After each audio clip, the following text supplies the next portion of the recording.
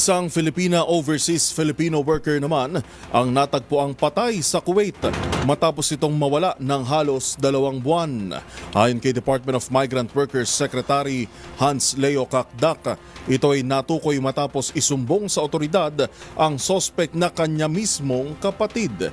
Yan at iba pang mga napapanahong balita mula sa iba't ibang panig ng mundo sa Global Headlines Report ni James Galange.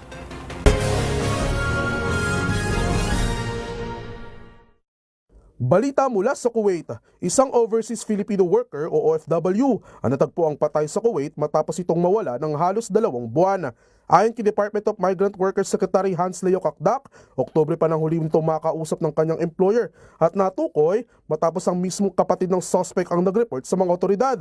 Nakilala ang biktima na si Daphne Nakalaban na mula sa Zamboanga del Sur at may 5 taon nang nagtatrabaho sa nasabing bansa. Kasalukuyan namang inaalam pa ng ahensya ang buong detalye hinggil sa ininalang suspect at motibo nito na isang Kuwaiti citizen.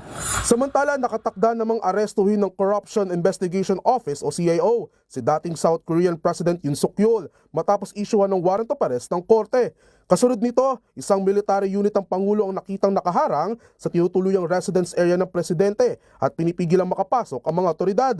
Nahaharap ang dating Pangulo sa isang kriminal na investigasyon hinggil sa insureksyong dulot mula sa panandaliang pagpapatupad ng martial law nito sa nasabing bansa. Sa iba pang balita, nakilala na ang suspect na umararo sa grupo ng tao sa New Orleans sa Amerika na nauwi sa pagkamatay ng 15 katao at 30 ang sugatan.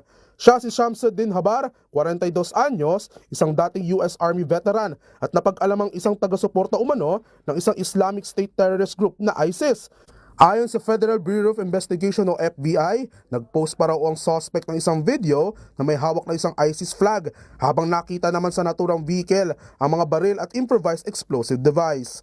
At iyan ang mga nakalap nating balita mula sa iba't ibang panig ng mundo. Para sa MBC TV Network News, ito si James Galange, una sa Pilipinas, una sa Pilipino.